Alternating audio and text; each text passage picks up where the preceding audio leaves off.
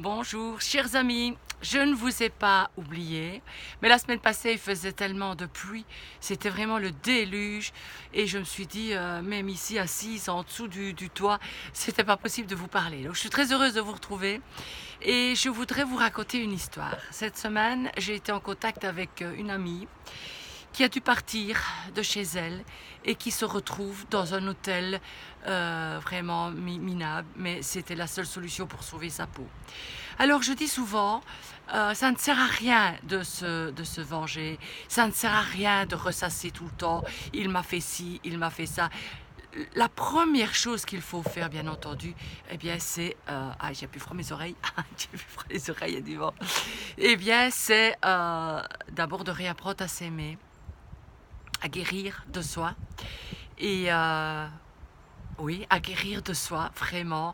Et puis après, on peut avancer. Je peux vous dire que, connaissant ce bonhomme-là, on ne s'imagine pas toujours qu'il a l'air doux. Quand vous le voyez, c'est quelqu'un qui a l'air doux. Vous ne diriez pas que c'est un pervers narcissique. Mais quand vous entendez tout, vous dites oui, oui, c'est vrai.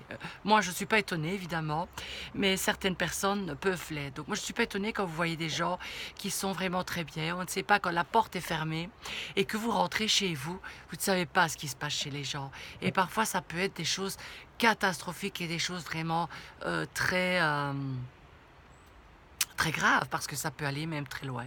Alors moi je dis toujours quand c'est comme ça, il y a un truc que Max Piccinini donne dans ses séminaires, c'est de relever la tête, de mettre les épaules en arrière, de sentir vraiment les poumons qui sont ouverts et vous allez sentir une force, mais une force phénoménale dans vos décisions et dans votre capacité à agir. Est-ce que c'est facile? Non, j'ai jamais dit que c'était facile. Rien n'est facile quand vous êtes avec un pervers narcissique parce que réouvrir son cœur, c'est parfois difficile. Moi, je le sais bien. J'ai ma coach. Alors, si elle regarde, si elle regarde la vidéo, je sais qu'elle les regarde. Je l'appelle ma coach. Elle va encore avoir ses cheveux qui vont se dresser sur sa tête.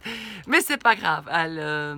Elle moi-même, j'ai difficile parfois ouvrir mon cœur à une autre personne et pourtant ça fait déjà 2 ans que je suis seule et que...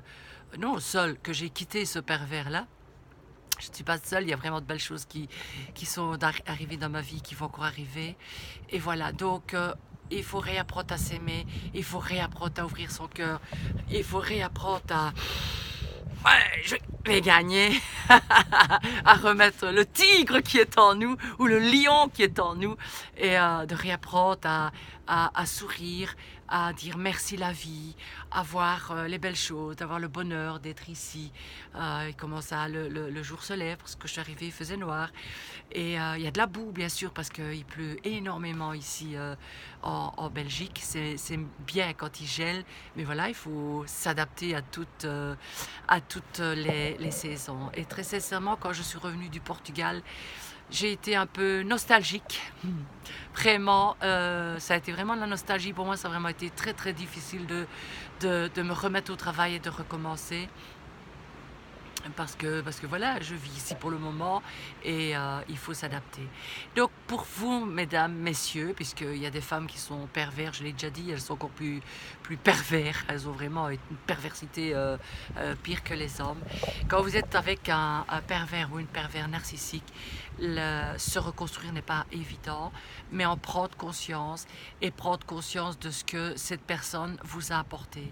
Parce que très sincèrement, je ne serais pas devenue la femme que je suis aujourd'hui si je n'avais pas rencontré cette personne-là.